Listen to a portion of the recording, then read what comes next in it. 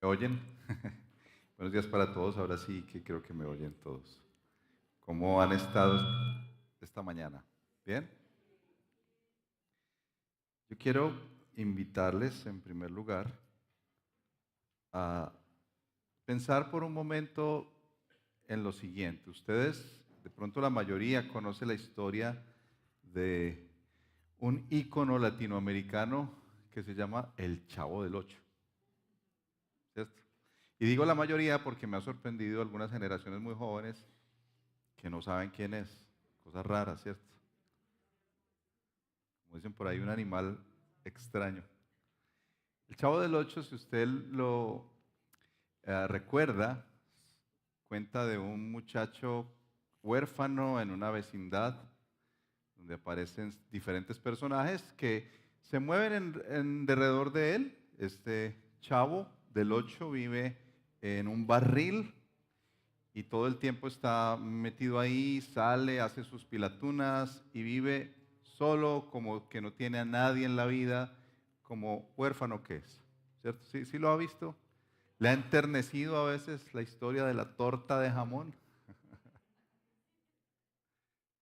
Es interesante que alguien como Roberto Gómez Bolaños haya hecho algo tan profundo que nos conmueve, nos conmueve a todos, aún al día de hoy con sus bromas tan sencillas y jocosas, nos conmueve ver toda una comunidad en torno de un huérfano que procuran como brindarle la mano, pero al final de cuentas como que no. Esa es la historia de muchos en nuestra Latinoamérica. Como estaba hablando el pastor Federico, muchos vivimos como huérfanos, aunque no debería ser así. Hay otra historia muy interesante para los que de pronto no conocen el Chavo, y fue la historia de este gran hombre que diseñó este aparato. ¿Ustedes saben cómo se llamaba? Steve Jobs. Él nació en una familia muy pobre, una familia muy necesitada, que la única opción que tuvieron fue entregar este bebé en adopción. Y lo dieron en adopción a una familia que tenía el apellido Jobs y que era una familia clase media americana y que lo formó, ¿cierto? Lo educó, lo tuvo como si fuera su propio hijo y toda la vida, si usted lee la bibliografía del hombre, cuentan que toda la vida Steve Jobs estuvo queriendo encontrar a sus padres. Finalmente los encontró, pero él decía, mis padres reales no son los que me tuvieron biológicamente, sino los que me criaron. Los que saben de su historia cuentan que él estuvo toda su vida tratando de mostrarle al mundo que era alguien. Increíble, ¿no? Y bueno, si usted mira su celular diría que de pronto él tenía ese deseo profundo, ¿no? Ahora, yo quiero invitarle a orar esta mañana, porque particularmente un aspecto de la vida de fe que nosotros necesitamos comprender bien es ese tema de que nosotros hemos sido adoptados. Hasta en tanto nosotros no descubramos por la palabra de Dios que todo este asunto que hemos venido escuchando en Gálatas sobre la ley, sobre las obras, todo este asunto que hemos venido escuchando sobre no confiar en lo que hacemos, no confiar en una tradición, no confiar en una religión, y realmente solamente depositar nuestra confianza en Jesús y en su obra, más que un acto legal que miraremos hoy, es la entrada y la bendición que nos lleva a algo mayor y es ser llamados hijos de Dios. Y hasta en tanto tú no solo comprendas, sino disfrutes esa realidad, yo puedo decirte que te has perdido de un cristianismo maravilloso. Así que quiero invitarte esta mañana a orar por ti. Nuestra oración pastoral que siempre tenemos por muchas necesidades de los hermanos en la iglesia, hoy yo quiero pedirle al Señor, en nombre de mis hermanos pastores, amigos, consiervos, que Dios nos dé la gracia de ser una iglesia que disfruta el ser llamado hijo e hija de Dios por la obra de Cristo. Amén. Señor, esta mañana nos ponemos delante de ti. Solo tú sabes quiénes están en esta iglesia esta mañana y las razones por las cuales hemos venido. Pero detrás de esa necesidad o detrás de esa insistencia de alguien por estar aquí, Señor, estás tú. Esta mañana yo quiero pedirte, Señor, que tu Espíritu Santo venga a convencer nuestras vidas, seamos cristianos o no, que necesitamos con urgencia conocer al Padre Celestial a través de la obra de Jesucristo, su amado Hijo, quien dio su vida completa por nosotros, no solamente para hacer un acto judicial y liberarnos del peso de nuestros pecados y de la carga, Señor, de vivir una vida alienada en contra de ti, sino que nos ha posibilitado el ser llamados hijos e hijas de un Padre precioso, el único, celestial, perfecto. Hoy, Señor, yo te pido que quien se encuentre en este lugar, a un cristiano y se perciba como alguien huérfano, esclavo de sus pecados, esclavo de su historia, esclavo de su religiosidad, Señor, hoy le traigas la bendición, lo que significa ser hijo, hijo de Dios. Esa experiencia maravillosa, Señor, que no es solamente una frase, que no es solamente un acto, sino que es una vivencia. Nosotros, Señor, ya no vivimos en este mundo sin Padre. Tenemos un Padre celestial, perfecto y precioso. Hoy te pedimos esto en tu nombre, Señor, y tú sabes lo importante y lo urgente que es para esta iglesia descansar en esa gracia, Señor, preciosa e inmerecida. En tu nombre, Jesús, quien posibilitó todo esto, oramos esta mañana. Y por el poder de tu Espíritu, quien da testimonio a nuestro corazón de que hoy podemos gritarte con toda libertad, Padre, Padre. Amén. Bien, veníamos de estudiar el capítulo número 3 de Gálatas. Quienes están hoy conectándose con nuestras predicaciones, estamos estudiando la carta a los Gálatas, una carta que el apóstol Pablo le escribió a una iglesia en particular, pero a todas en general, porque tenían que leerse de iglesia tras iglesia.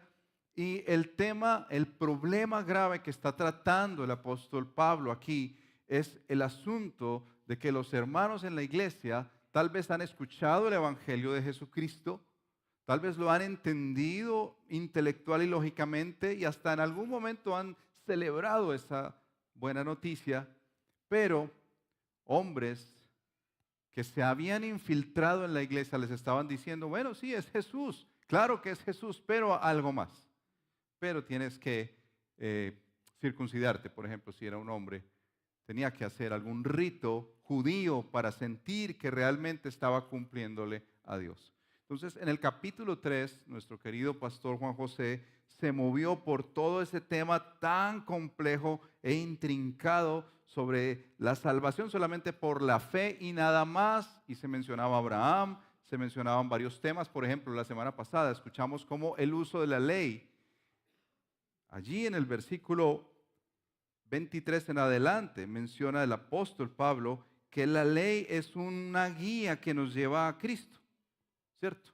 Que la ley no está eliminada, pero la ley ya no tiene el poder que tenía, que sencillamente nos lleva a Cristo Jesús.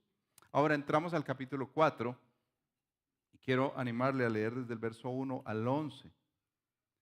Para mirar estos tres aspectos esta mañana, son muy sencillos, si le queda en su mente, le va a servir.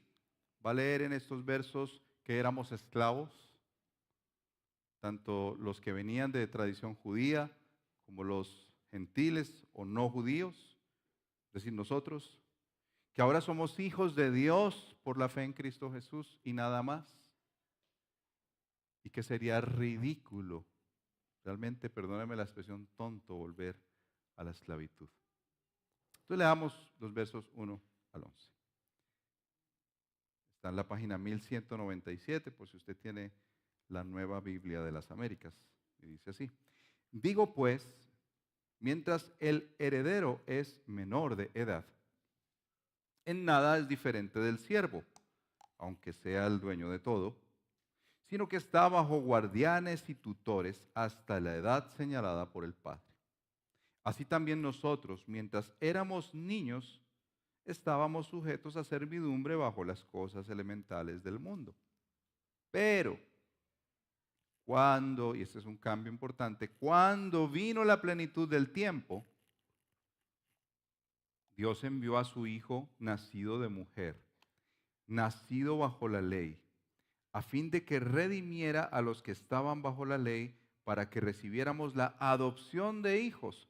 Y porque ustedes son hijos, Dios ha enviado el Espíritu de su Hijo a nuestros corazones, clamando: Abba, Padre. Por tanto, ya no eres siervo, sino hijo. Y si hijo, también heredero por medio de Dios. Pero en aquel tiempo, este es el tercer punto, cuando ustedes no conocían a Dios, eran siervos de lo que por naturaleza no son dioses. Pero ahora que conocen a Dios, o más bien que son conocidos por Dios, ¿cómo es que se vuelven otra vez a las cosas débiles, inútiles y elementales a las cuales desean volver a estar esclavizados de nuevo? Ustedes observan los días, los meses, las estaciones y los años. Esta máxima pastoral de Pablo ahí: temo que quizá he trabajado en vano por ustedes. A la palabra del Señor para nuestra iglesia en este día. Lo primero que Pablo menciona aquí en los versos 1 al 3 es el aspecto de que nosotros éramos esclavos. Se utiliza una ilustración de la época grecorromana. Los hijos menores de edad, hasta el día de hoy, es así también acá. Los hijos menores de edad que pudieran heredar un gran dinero, grandes posesiones, quedan bajo unos tutores y unos guardianes. Usted ha conocido eso en la historia, ¿cierto?, de la humanidad. Una familia adinerada tiene unos hijos y por algunas situaciones del destino mueren los padres y quedan bajo unos tutores que les dicen: hasta que usted tenga la mayoría de edad, entonces podrá usar la herencia. Pablo menciona esto para introducirle a la gente y a nosotros que los judíos eran así con la ley. Ellos estaban bajo ese tutor o bajo ese guardián que les decía: ustedes no pueden, ustedes no pueden, ustedes no pueden, ustedes no pueden. Esa era la condición que estaba mencionando del pueblo de Dios antes de venir nuestro Señor Jesucristo. Bajo la ley, que aunque es buena la ley porque refleja el carácter de Dios, no tenía el poder de llevarles a la madurez. No tenía el poder de sacarlos de la esclavitud. Sencillamente era restrictivo, como ya se nos ha venido hablando las últimas semanas. Y luego incluye a los demás, porque dice ahí: así también nosotros, el verso 3, dice: así también nosotros, mientras éramos niños, estábamos sujetos a servidumbre bajo las cosas elementales del mundo. Esas cosas elementales del mundo tienen que ver, pues, por un lado, con todo el sistema judío del Antiguo Testamento, ¿cierto? O sea, cosas elementales menciona Pablo, como circuncisión, como guardar todo lo que el Antiguo Testamento estaba diciendo como ley. Pero también tiene que ver con los que no eran judíos, cosas elementales como las tradiciones. Usted no sé si se ha dado cuenta, pero nosotros en Colombia tenemos muchas tradiciones, cosas elementales que llamaríamos también, que aparentemente nos hacen sentir que estamos en la fe. Por ejemplo, cuando llega Semana Santa, ¿qué hacemos en la ciudad? ¿Cómo se transforma la ciudad de Medellín? ¿Qué encuentra usted por las calles peregrinando? En un sentido, ese deseo de querer tener una fe arraigada nos deja ver que eso es una cosa elemental, una tradición, algo a lo que yo diría: me aferro a eso porque entonces puedo sentir que tengo algo de relación con Dios.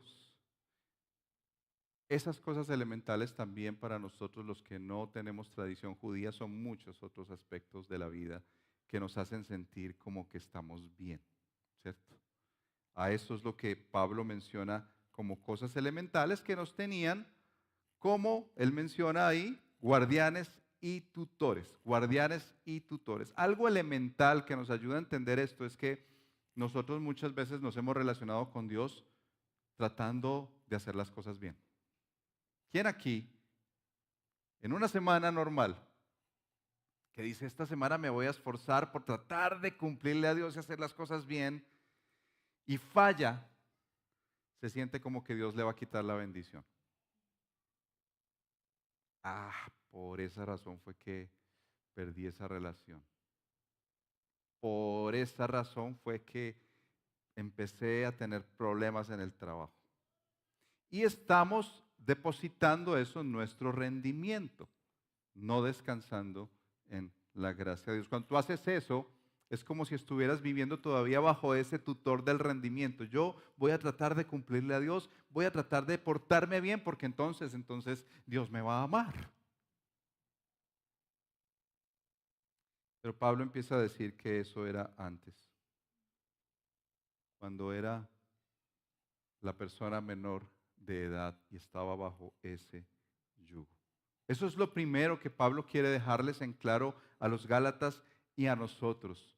Antes estábamos bajo esa esclavitud y la menciona de esa manera, que estábamos sujetos a servidumbre. Es decir, estábamos esclavos, así lo compara él, estábamos sujetos a servidumbre de esas cosas elementales. Ahora, hay que entender algo muy importante en este aspecto, y es que algo que queremos clarificar acá es que si bien es cierto hemos hablado del tema de la ley, recuerdan la semana pasada, Pastor Juan José nos hablaba de la ley, cómo ella ya finalmente no tiene el poder sobre nosotros.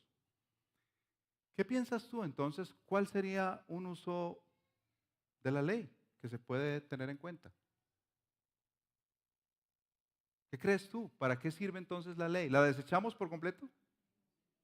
Sí, sencillamente decimos, no, como ya estamos en Cristo, ya no sirve de nada la ley, entonces ya vivo solamente para Cristo. Esa ley, bueno, eso era del Antiguo Testamento, ya.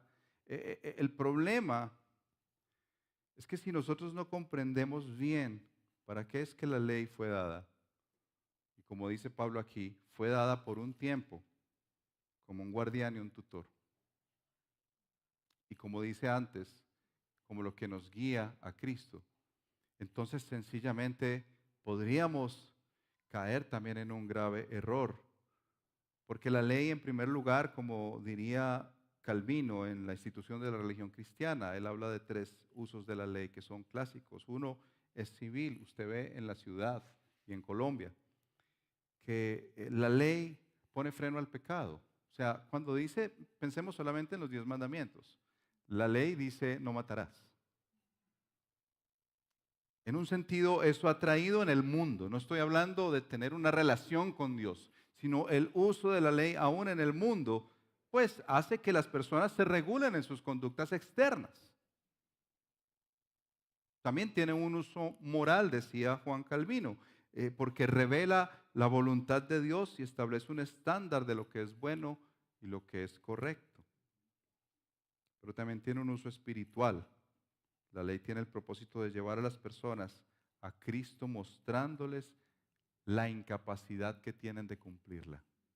O sea, una y otra vez tú te estrellas con esa ley y dices, yo no puedo, yo no puedo, yo no puedo. Voy a tratar esta semana de cumplir por lo menos los 10 mandamientos y te vas a dar cuenta que no puedes, no puedes, no puedes, no puedes. Uno sencillo nomás, no codiciarás. A ver, ¿quién aquí de las personas que están congregadas podría decir con toda sinceridad que en su propio esfuerzo ha salido por las calles de Medellín, ha ido al tesoro y dice, yo no he codiciado? Fede dice que no.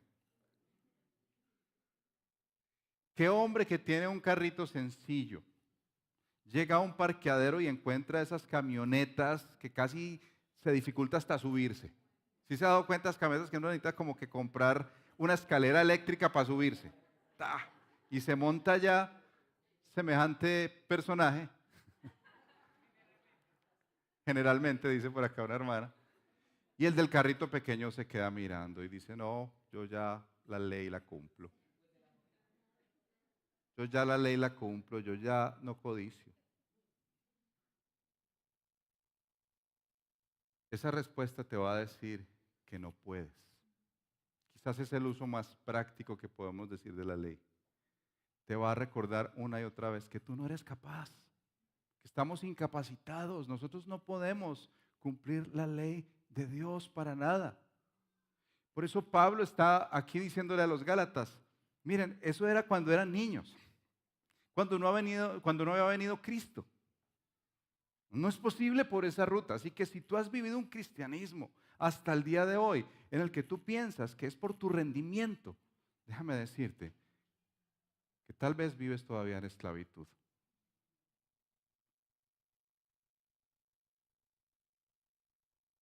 Porque cuando no rindes te vas de la iglesia. Cuando no rindes te ausentas. Cuando fallas dejas de congregarte, de estar con los hermanos.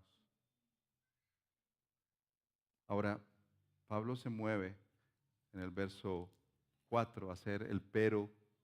Si quieres hacer un estudio de los peros que usa Pablo, Efesios 2 es el clásico, pero Dios.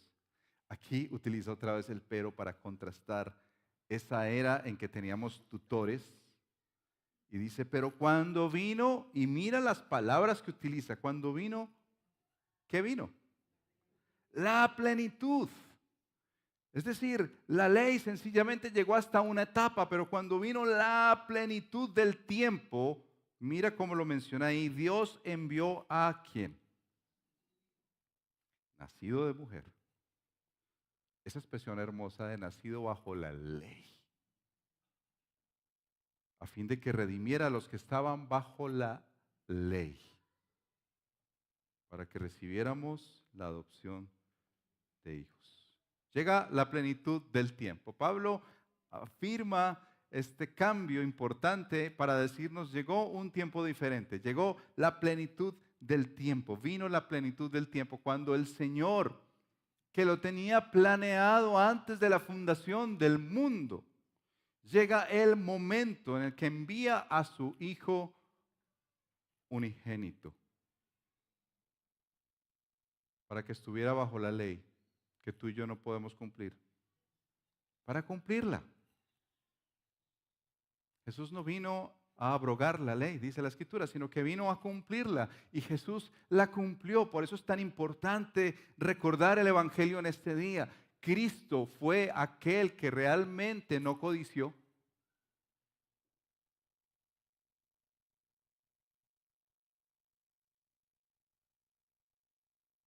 No una hermana especial en tu familia que la ves como una santa, no. Créeme que si le preguntas en su corazón, ha codiciado.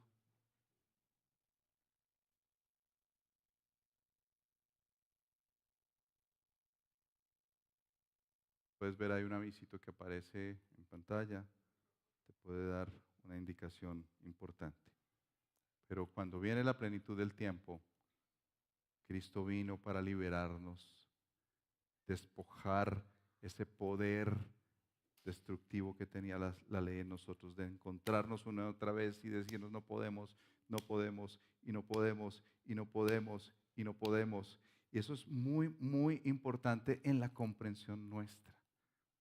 Hay algunos cristianos que se quedan solamente en esa parte de decir, bueno, el Señor me perdonó, el Señor me aceptó, punto. Y nos quedamos como en la puerta de la entrada de la casa del Padre, que dice la Escritura que tenía dos hijos, ¿recuerdan? El padre que tenía dos hijos y uno que se perdió y volvió, y el otro que se quedó en la casa. Y nos quedamos ahí como en el lindero de la puerta esperando, bueno, el Señor realmente me perdonó, me perdonó, me perdonó y también me aceptó. ¿Saben qué es lo que dice Pablo acá? Que es profundo y realmente golpea nuestra mente y nuestro corazón. Es que la manera en que Jesús vino a salvarnos, perdonarnos y darnos la aceptación con Dios, lo que llamamos la justificación, no era el estado final. No, hermanos, ahí es quedarnos en el lindero de la puerta. Lo que el Señor quería como algo culminante y maravilloso era adoptarnos, volvernos hijos e hijas de Dios. Porque eso sí es bien diferente, hermanos. Eso sí es bien diferente de andar peleando porque la ley y la ley y la ley. Somos adoptados con privilegios como el que logró la adopción. Es decir, cuando el Señor decidió enviar a su Hijo Jesucristo a estar bajo la ley, a cumplir la ley, morir en la cruz del Calvario y adoptarnos a través de su muerte. Por eso nosotros cantamos a Cristo Jesús como nuestro Señor cuando nos da ese milagro de la adopción. Nosotros tenemos los mismos privilegios que Jesús. Tenemos la misma herencia, dice. Somos herederos por medio de esa obra magnífica.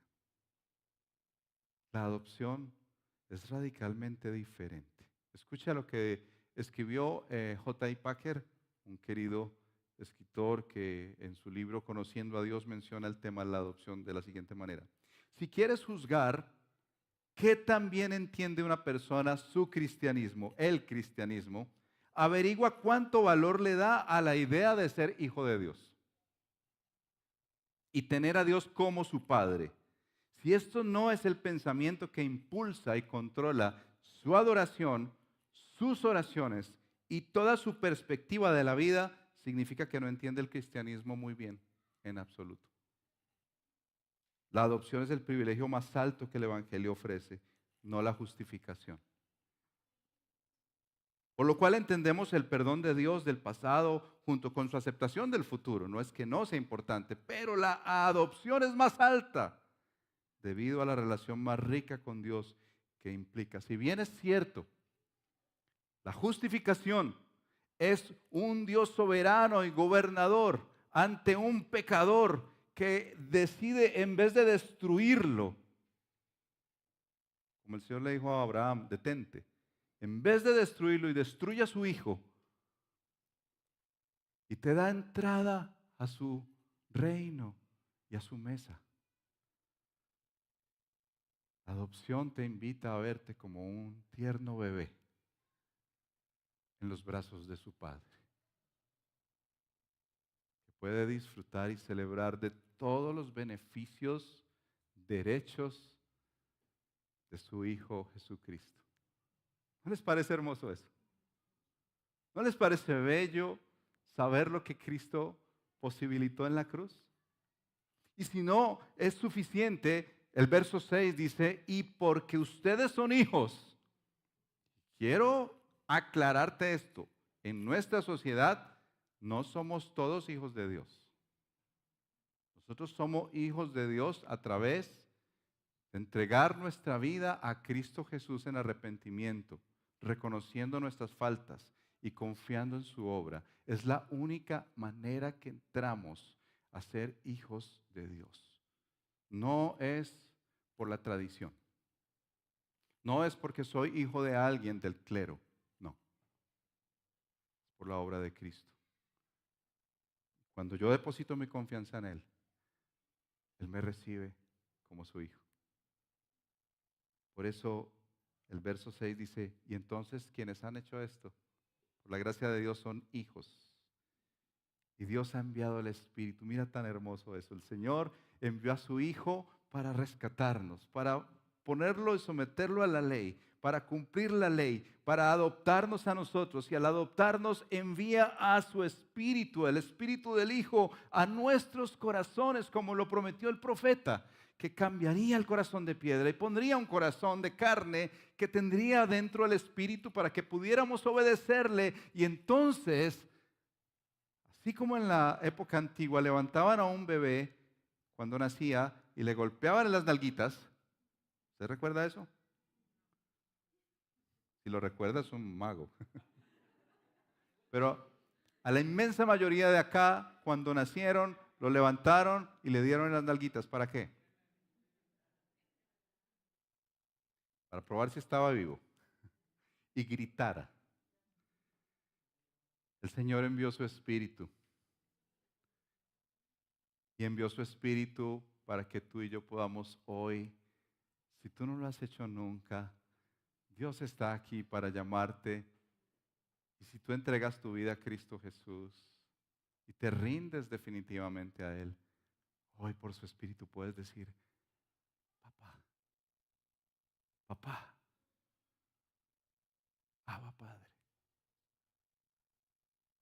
Frase tan tierna y tan, tan íntima, tan íntima como cuando su hijo está ahí en brazos y hace unos pucheros y le enternece su corazón. Así dice este pasaje que el Padre te recibe. ¿Cómo vamos a hablar de vivir una relación con Dios solo cumpliendo? Cuando nos ha hecho hijos. Cuando podemos celebrar todo el tiempo que nosotros somos hijos. ¿Tú recuerdas la escena del hijo pródigo cuando se fue y vendió la herencia? Y gastó todo lo que tenía en prostitutas y en todo lo que pudiera haber. Él piensa en su mente, regresaré a casa de mi padre y le pediré trabajo como uno de sus jornaleros, porque ya no soy digno de ser llamado su hijo. ¿Saben qué hace ese papá? Cuando llega ese hijo vuelto nada, no le dice, ahora sí te voy a cobrar, ponte a trabajar. ¿Qué hace? Es que lo abraza, lo viste, le da dignidad.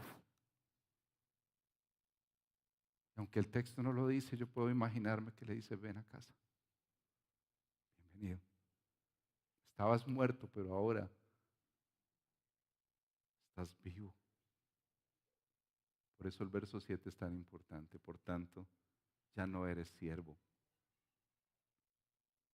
sino hijo.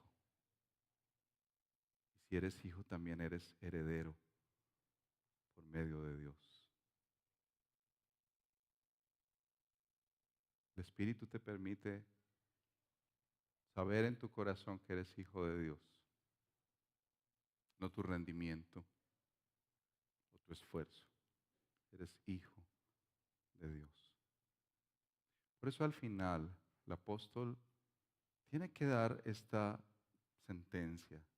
Empieza a clarificar en otro tiempo, otra vez se devuelve al pasado, cuando ustedes no conocían a Dios. ¿Tú recuerdas esa etapa de tu vida? ¿Recuerdas cuando no conocías a Dios que hacías un domingo a las 11 y casi cuarto de la mañana? ¿Recuerdas cuántos guayabos estaban llegando a esta hora? ¿Recuerdas la desesperanza? ¿Recuerdas el vivir sin paz? ¿Recuerdas la arrogancia que tal vez te marcaba a ti? En otro tiempo, cuando ustedes no conocían a Dios. ¿Recuerdas ese tiempo? Porque es bueno hoy hacer memoria.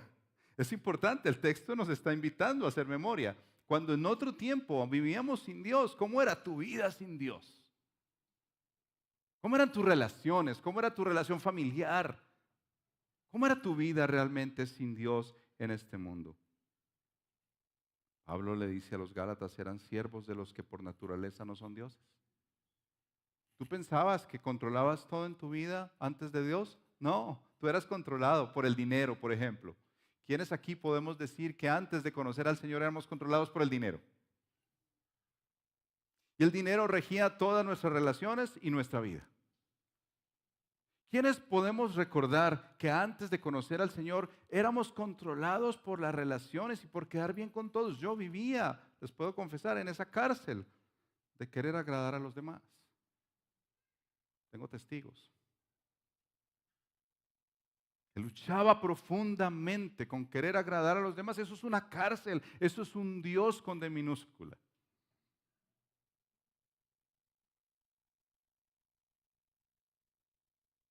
¿Quiénes son controlados por su belleza?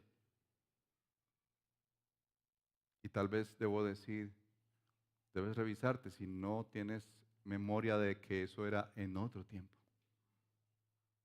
Tal vez es lo que estás viviendo hoy.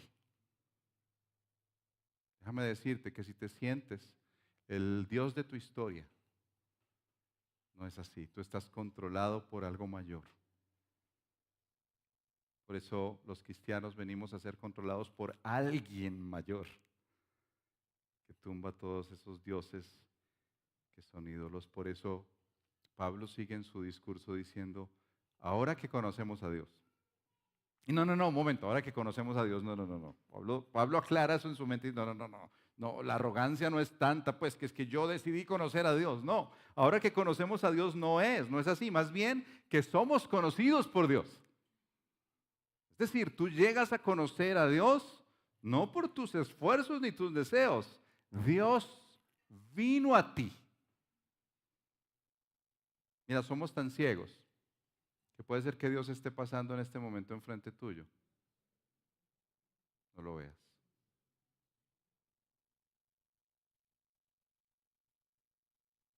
Entonces, si Dios viene y se muestra, te puedo asegurar que tú no puedes resistirte.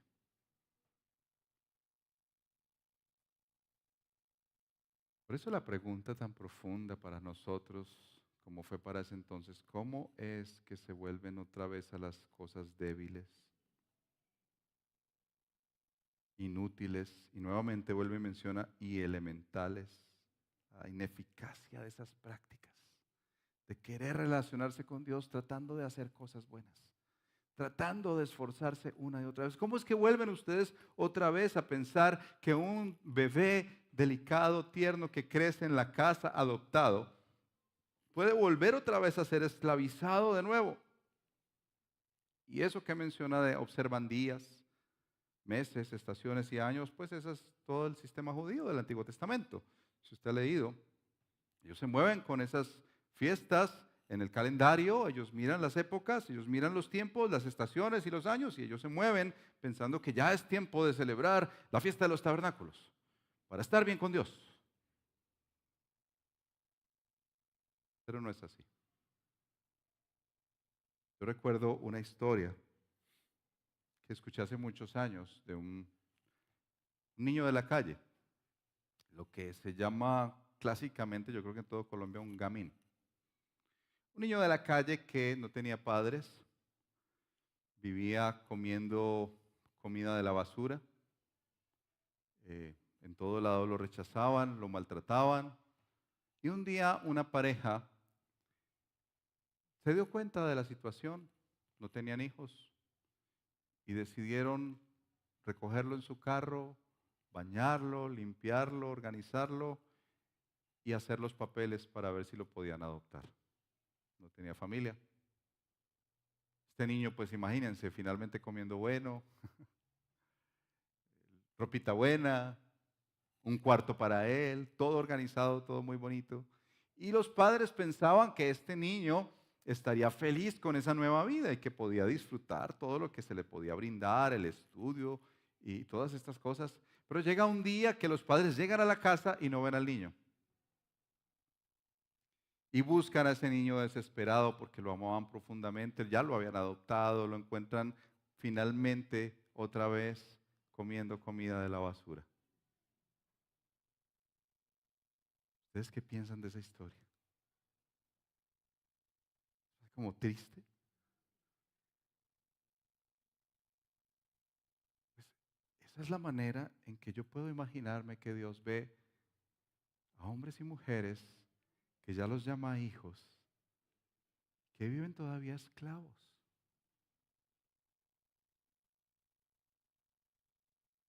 Que viven todavía bajo esa esclavitud. El Señor nos ha hecho libres. Y no es perfecto que vamos a estar totalmente libres de las tentaciones y de eso que nos esclaviza. No, pero ya eso no tiene poder. Ya eso no tiene poder. Si tú piensas, ni siquiera el querer obedecer estrictamente tiene poder. Lo que tiene poder es la paternidad de ese Dios que en Cristo Jesús te ha hecho hijo y te llama un miembro de su familia, que nunca te va a soltar, que nunca te va a dejar. Como buen padre también, si es necesario, va a disciplinar.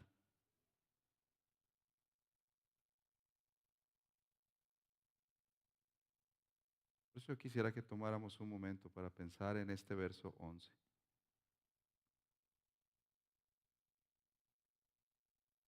¿Tú dirías que todo este esfuerzo de predicar el Evangelio, nos unimos los pastores como el apóstol Pablo, y seguro verán la próxima semana cómo también tiene su dolor y su perplejidad, lo menciona en el verso 20, porque queda perplejo? ¿Tú dirías que todo este esfuerzo, porque he escuchado personas que nos han dicho, pero pastor, ya usted predicó el Evangelio, pasemos a otras cosas mejores? ¿Tú dirías que todo este esfuerzo que hemos hecho por la gracia de Dios, de predicarles el Evangelio de salvación, de mostrarles que es hermoso lo que el Señor dio y nos hizo posible ser hijos e hijas, tú dirías que ha sido un trabajo en vano?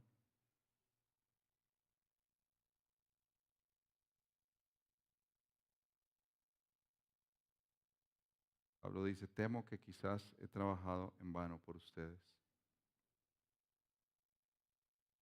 Una preocupación pastoral, saben hermanos, que nos mueve el corazón. Que el Señor haya hecho de nosotros, reyes del poblado, quienes somos miembros de su iglesia, hijos e hijas de un Padre precioso por la obra de Cristo, que empecemos a caminar en la senda del legalismo, de la autojusticia, del rendimiento, y no disfrutar de esa bendición de llamarnos sus hijos. Yo quiero pedirte en este momento que reflexiones, porque vamos a tomar la cena juntos, y tomar la cena es venir a la mesa en la que no solamente se nos declaró, ustedes eran culpables y ahora ustedes ya son perdonados. Ustedes no eran aceptados y ahora son aceptados. No, no es solo eso. Venimos a la mesa para sentarnos en la mesa de la familia. De la familia. Yo tengo dos hijas. Una está lejos. La otra va a estar lejos también. Por muy lejos que estén, son mis hijas. Si algo tan vinculante que tenemos los humanos, como es tener un hijo, y una mamá no se va a olvidar de su hijo, así esté en la cárcel, así esté perdido, su mamá no se va a olvidar de ese hijo, el papá no se va a olvidar de sus hijos. ¿Cuánto más un Padre celestial? Ir a la mesa, es venir a la mesa de la casa con el Padre para celebrar que por medio de su Hijo Jesucristo somos su familia. Sería muy insensato salir de este lugar queriendo cumplir en nuestros medios, en nuestras formas, y tratar de estar bien con Dios haciendo cosas. Dios ha dejado su Espíritu y su Espíritu nos va a santificar día tras día. Dios ha dejado su Espíritu y cada día Él nos transformará a la imagen de su Hijo Jesucristo. Dios ha dejado su Espíritu para que cuando miremos la ley podamos decir no cumplimos esto, y el Espíritu obra de una manera soberana y nos va transformando día a día, de gloria en gloria, hasta que finalmente cuando venga nuestro Señor o estemos en su presencia sea la plenitud no de lo que hizo Cristo, sino de nosotros cuando ya estemos con Él completamente libres de pecado, parecidos a su Hijo. ¿No le parece hermoso? Quiero invitarle a reflexionar en esto y pasamos a la mesa. Primero, la obra de Cristo nos posibilita tener no solamente el perdón de pecados, sino la adopción. Tenemos un Padre. Ya no eres esclavo. Ya no eres esclavo. Ya no eres esclavo. Ven a la mesa como hijo, no como esclavo. Ven a la mesa como hijo, no como esclavo.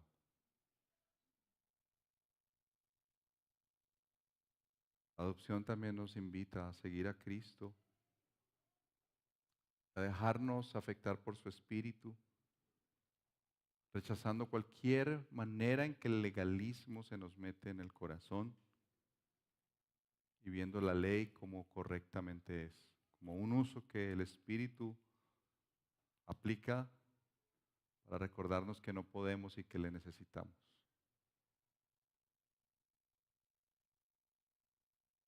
Nos invita también a vivir diariamente pidiéndole al Señor que por su Espíritu podamos clamar, Abba Padre, Abba Padre. Que por su Espíritu, aún en medio de la crisis que vivas, porque sé que muchos vivimos situaciones difíciles, en ese momento tú puedes gritar. Romanos 8 nos dice lo mismo, Abba Padre, tú tienes ese regalo que Dios te dio en Cristo Jesús. Hoy puedes gritar con libertad, Abba, Abba. Cierra tus ojos, por favor.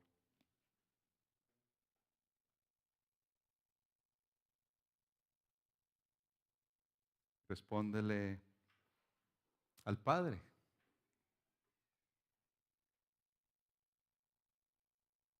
que Él te ha hablado hoy en Gálatas 4, del 1 al 11. Respóndele al Padre.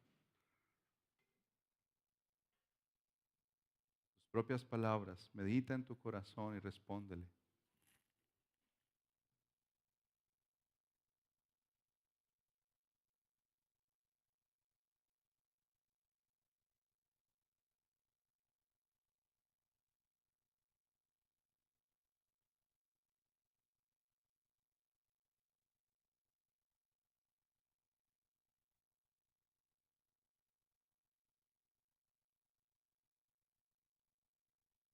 Señor, hoy comenzamos reconociendo cómo aún en nuestra Latinoamérica se nos presentó un querido y amado personaje llamado el Chavo,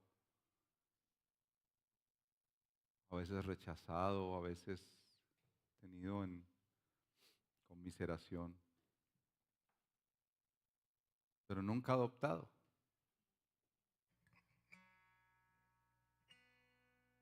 Como hombres tan brillantes en este mundo como Steve Jobs, tenía un quebranto tan profundo, Señor, de querer demostrarle a los demás que valía por lo que hacía.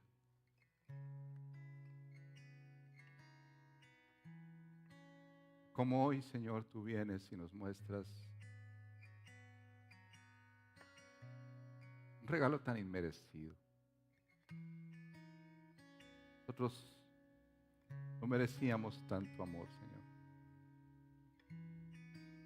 Pero no se trata de merecimiento. Trata de lo que tú quisiste hacer, Señor, y decidiste amarnos de tal manera. Enviaste a tu Hijo, precioso Hijo, nacido de mujer, bajo la ley, para liberarnos de la esclavitud, Señor. Tal vez hoy muchos aquí, Señor, aún siendo hijos, viven todavía esclavos. Yo te pido, Señor, libera a tu pueblo.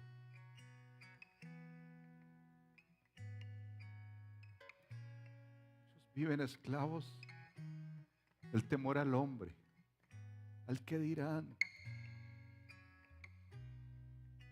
queriendo pertenecer a grupos, han vendido sus cuerpos, sus vidas, sus ideas, su tiempo.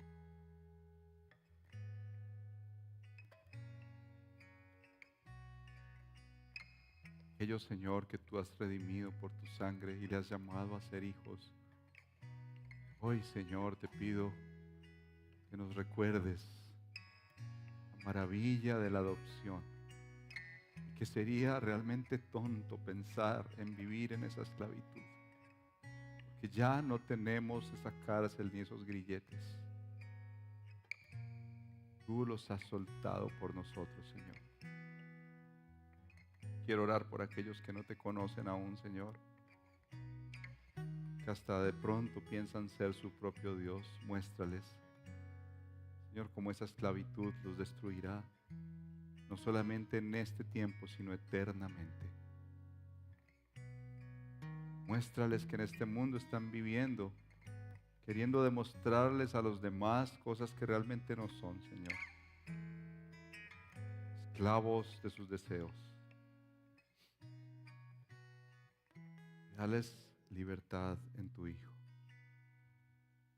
Reconocer sus faltas en arrepentimiento y en la confianza de esta obra que hemos hablado hoy, Señor. Y abrazar la fe, tú les liberas con poder, como ese hijo que llegó a la casa de su padre, Señor. Somos hijos tuyos, Señor, la obra de tu Hijo precioso. Y por eso venimos a esta mesa con esa libertad.